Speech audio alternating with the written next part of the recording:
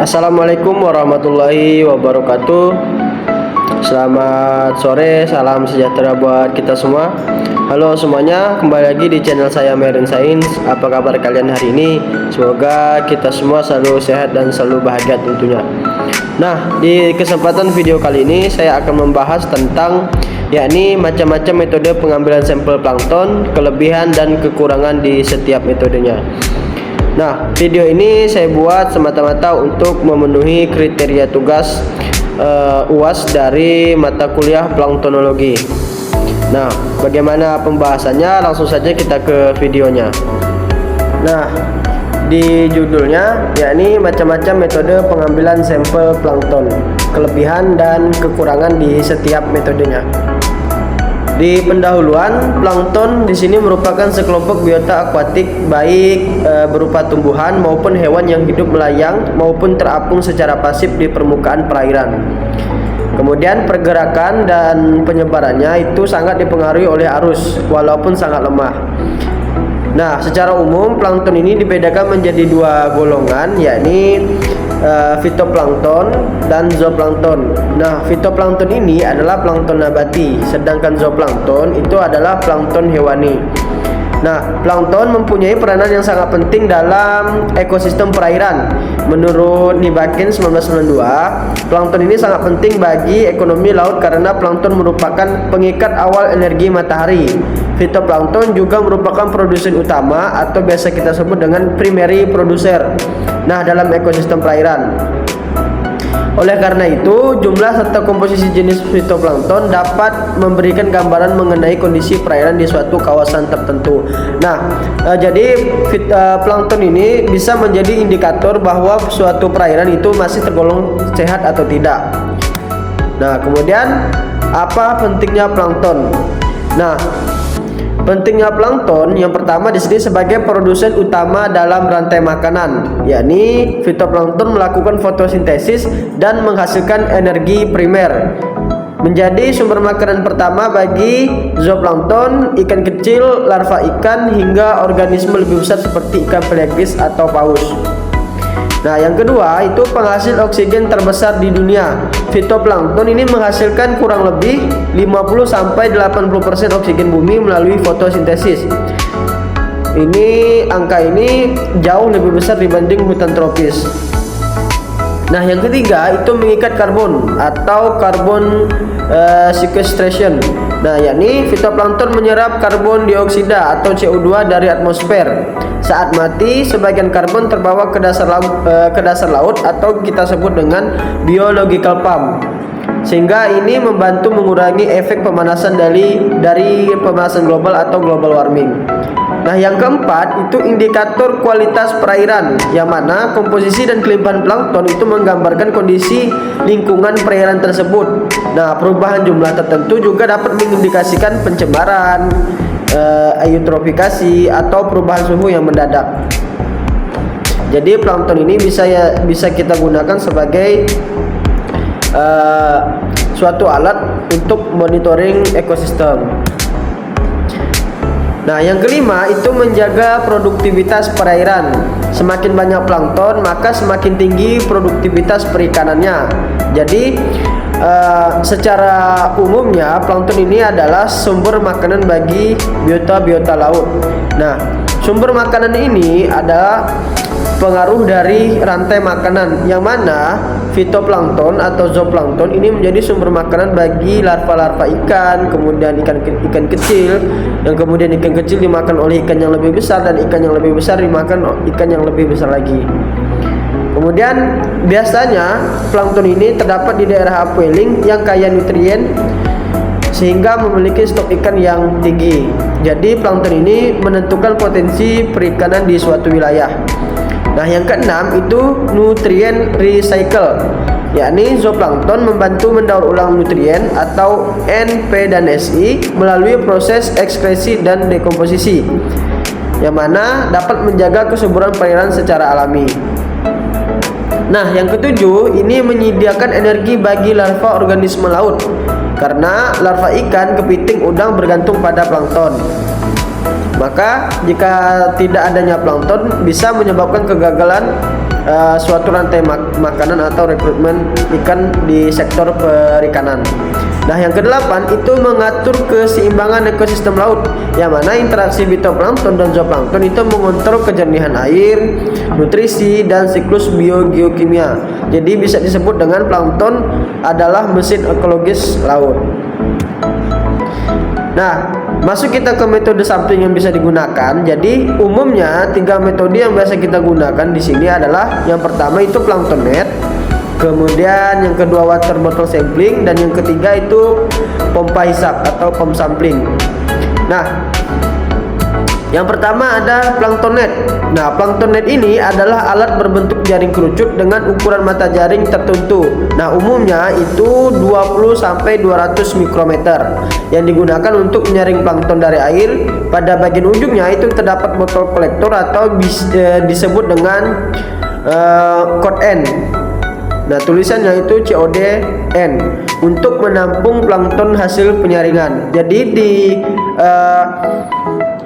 ujung jaring ini, di mesh plankton net ini, di ujungnya itu terdapat botol, semacam botol untuk menampung sampel plankton yang kita dapat nanti. Nah, kemudian plankton net telah umum digunakan sejak lama dalam koleksi plankton. Hal tersebut dilakukan karena plankton net mudah dan nyaman untuk digunakan. Nah, ada berbagai jenis plankton net yang telah digunakan oleh para peneliti. Kemudian macam-macam plankton net yang dikenal diantaranya yaitu Orisi, kemudian ada Ori 200 dan Ori 33, dan MTD horizontal net. Nah, perbedaan tersebut didasarkan pada ukuran mesh, aksesoris yang digunakan, dan bentuk plankton net. Nah, kemudian plankton net tersebut digunakan untuk koleksi plankton yang ada di perairan luas luas dan dalam seperti laut, karena penggunaannya membutuhkan kapal. Kemudian untuk koleksi plankton di perairan yang sempit dan dangkal juga ada plankton net buatan pabrikan yang memiliki ukuran mesh atau jaring itu 25 dan biasa disebut dengan plankton net nomor 25. Nah, kelebihan metode plankton net. Yang pertama itu mudah dan praktis digunakan di berbagai perairan. Yang kedua, efektif menangkap plankton dalam jumlah besar. Dan yang ketiga itu dapat menangkap plankton kecil hingga besar tergantung mesh size-nya atau ukuran jaringnya. Nah, cocok untuk pemantauan jangka panjang atau tim series monitoring. Dan yang terakhir itu dapat digunakan di permukaan dan kedalaman. Nah, kekurangannya plankton net ini adalah tidak efektif untuk fitoplankton yang sangat kecil atau yang berukuran pico dan nano. Kemudian kecepatan towing atau penarikan pada proses sampling di kapal itu sangat mempengaruhi hasil. Apabila terlalu cepat, maka sampel bisa rusak atau hilang. Kemudian, sampel dapat rusak jika plankton rapuh. Nah, sampel juga bisa rusak apabila si pemakai menggunakan plankton netnya tidak benar, terutama terhadap plankton yang terbilang cukup rapuh. Nah, kemudian tidak efektif untuk perairan stagnan dengan kadar plankton yang rendah. Dan yang terakhir itu kesalahan estimasi volume air tersaring jika tidak digunakan flow meter. Kemudian yang kedua itu water bottle sampling. Yakni water bottle sampling adalah metode pengambilan sampel plankton menggunakan botol khusus seperti Niskin, Van Dorn atau GoFlow yang diturunkan ke kedalaman tertentu di perairan, lalu ditutup agar air yang berada di kedalaman itu terperangkap di dalam botol. Nah, air yang diambil ini mengandung fitoplankton dan zooplankton sesuai lokasi dan kedalaman tempat sampel yang kita ambil. Nah, metode ini sangat berguna untuk mengetahui kondisi plankton pada lapisan perairan tertentu, sehingga peneliti dapat membandingkan perbedaan kelimpahan plankton di lapisan permukaan, tengah maupun dekat dasar perairan. Nah, selain mendapatkan plankton atau hasil sampling, juga bisa kita gunakan untuk mengukur kualitas perairan seperti suhu, pH, oksigen atau DO, salinitas, dan nutriennya. Nah, metode ini banyak dipilih dalam penelitian limnologi dan oceanografi karena hasilnya cukup akurat dan plankton yang tidak mudah rusak. Nah, kelebihan dari water bottle sampling ini yang pertama, yakni tidak merusak plankton karena air yang diambil tanpa tekanan tinggi sehingga bentuk dan kondisi plankton tetap utuh. Nah, jika kita lihat pada gambar di sebelah kiri ini, air yang terperangkap masuk ke dalam botol itu tidak akan dipengaruhi oleh apapun karena tertutup oleh katup yang ada di depan dan di belakang. Nah, yang kedua itu efektif untuk kedalaman tertentu. Kenapa? Karena sangat baik jika penelitian ini membanding kondisi plankton dari lapisan permukaan, kemudian tengah atau dasar perairan. Nah, yang ketiga itu dapat digunakan untuk analisis kualitas air. Nah, jadi selain untuk plankton juga bisa kita gunakan air yang kita dapat itu sebagai analisis kualitas perairan. Nah, analisis apa yang bisa kita gunakan? Ya, ini analisis tentang suhu, salinitas, pH, oksigen terlarut atau DO, dan nutrien. Nah, yang terakhir itu cocok untuk penelitian detail. Kenapa? Karena distribusi vertikal plankton dan karakteristik ekologi pada kedalaman yang lebih spesifik. Nah, kekurangan dari water bottle sampling ini yang pertama, yakni volume sampelnya kecil karena memang terbatas. Botolnya tidak terlalu kecil juga tidak terlalu besar, jadi sedang. Sehingga plankton yang diperoleh itu lebih sedikit dibanding metode pompa. Jika kita membedakannya dengan metode pompa atau pump sampling ya. Nah, yang kedua itu tidak cocok untuk perairan dengan plankton yang sangat sedikit karena hasilnya bisa kurang mewakili. Kemudian yang ketiga, alat relatif mahal terutama ketika kita menggunakan botol miskin atau go flow. Dan yang terakhir itu hanya bisa mengambil dari satu titik kedalaman sehingga tidak mewakili kondisi plankton seluruh kolom perairan. Dan yang terakhir, metode yang terakhir itu ada pompa hisap atau pump sampling. Nah, metode pompa hisap atau pump sampling ini adalah teknik pengambilan sampel plankton dengan cara menghisap air dari kedalaman tertentu menggunakan pompa manual atau pompa listrik tergantung kebutuhan atau pompa yang kita miliki. Kemudian air tersebut disaring menggunakan jaring atau jaring plankton sehingga organisme plankton terkumpul. Air yang dihisap biasanya dalam volume yang lebih besar dibanding water bottle sampling ya, karena memang pompa hisap ini tidak terbatas oleh apapun. Jadi selama pompa menyala maka air akan terus bisa kita dapatkan. Nah, sehingga lebih banyak plankton yang dapat dikumpulkan untuk dianalisis. Metode ini cocok digunakan pada perairan yang memiliki jumlah plankton rendah atau ketika diperlukan sampel dalam jumlah besar untuk identifikasi dan perhitungan kelimpahan. Pump sampling juga fleksibel karena dapat diterapkan di perairan dangkal maupun dalam dan dapat disesuaikan dengan kedalaman menggunakan panjang selang yang berbeda. Kemudian teknik ini memberikan hasil yang lebih efektif untuk kondisi plankton secara keseluruhan. Namun perlu kehati-hatian agar tekanan pompa tidak merusak plankton yang rapuh.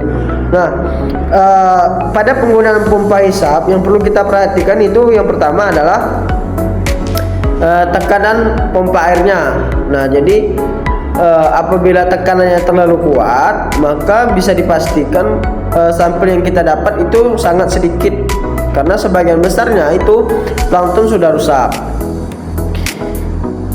Nah, kelebihan dari pompa hisap atau pump sampling ini yang pertama itu mendapatkan sampel dalam volume yang lebih besar karena memang sesuai dengan penggunaannya. Selama pompanya masih terus berjalan maka sampel masih bisa terus kita dapatkan sehingga jumlah plankton yang terkumpul lebih banyak dan lebih efektif. Nah, yang kedua itu efektif di perairan dengan kelimpahan plankton yang rendah karena volume besar meningkatkan peluang mendapatkan plankton. Yang ketiga itu peralatannya lebih fleksibel, bisa digunakan di tempat sempit, dangkal atau jauh dari pesisir. Dan yang terakhir itu lebih ekonomis karena menggunakan pompa sederhana dan selang plastik. Nah, lebih ekonomis ini tergantung sesuai dengan kebutuhan kita. Nah, apabila memang kebutuhan atau kemampuan kita bisa lebih, misalnya bisa menggunakan listrik atau pompa yang lebih sederhana atau manual. Nah, kekurangan kekurangan dari pompa hisap ini yang pertama yaitu tekanan hisap bisa merusak plankton yang rapuh, terutama jika debit pompa terlalu tinggi. Nah, yang kedua itu kurang efektif untuk kedalaman yang spesifik karena air yang terhisap bisa tercampur dari berbagai lapisan perairan. Nah, yang ketiga itu risiko kontaminasi lebih tinggi jika selang atau wadah tidak dibersihkan dengan baik. Nah, jadi yang perlu kita perhatikan juga itu selang atau kebersihan dari pompa itu sendiri. Maka apabila pompa tidak bersih, banyak lumut pada selangnya, maka bisa dipastikan plankton sudah terkontaminasi sama kotoran yang ada pada selang. Nah, yang terakhir itu perlu diperhitungkan volume dan kecepatan aliran agar hasil plankton tidak bias atau terlalu sedikit. Nah, kesimpulannya teman-teman semuanya, secara keseluruhan ketiga metode pengambilan plankton ini memiliki karakteristik dan kegunaan yang berbeda, sehingga tidak ada metode terbaik secara mutlak. Semuanya tergantung tujuan penelitian. Jadi apapun metodenya itu masing-masing memiliki efektivitasnya, kemudian kekurangan dan kelebihannya tergantung dengan kebutuhan kita. Nah, misalnya plankton net ini digunakan untuk mengambil plankton dalam jumlah besar sehingga sangat berguna ketika kita ingin mengetahui jumlah, komposisi, atau membandingkan kelimpahan plankton di lokasi yang berbeda. Namun metode ini kurang akurat untuk plankton berukuran sangat kecil karena bisa lolos melalui pori jaring. Nah, untuk penggunaan plankton ini bisa kita sesuaikan dengan ukuran mesh atau plankton yang kita ingin dapatkan itu ukurannya pico atau nano. Kemudian dan hasilnya lebih bersifat perkiraan. Nah, sedangkan botol-botol sampling ini sangat baik digunakan jika ingin mendapatkan sampel air dari kedalaman tertentu secara akurat sehingga kualitas data lebih terkontrol dan tidak tercampur dengan air dari lapisan lain. Nah, metode ini sangat cocok untuk analisis laboratorium, tetapi volume air yang terkumpul biasanya kecil sehingga kelimpahan plankton yang didapat tidak terlalu banyak atau terbatas. Nah, sedangkan pompa hisap atau pom sampling itu merupakan metode yang fleksibel karena dapat mengambil air dalam volume besar dari berbagai kedalaman sehingga populasi plankton yang didapat cukup mewakili kondisi perairan tersebut. Nah, namun metode ini memerlukan alat tambahan, kemudian waktu dan persiapan teknis yang lebih banyak karena memang sesuai alat yang kita gunakan. Apabila rumit ya maka teknisnya juga akan sedikit lebih rumit. Nah, apabila kita menggunakan yang lebih sederhana maka teknisnya juga sederhana gitu.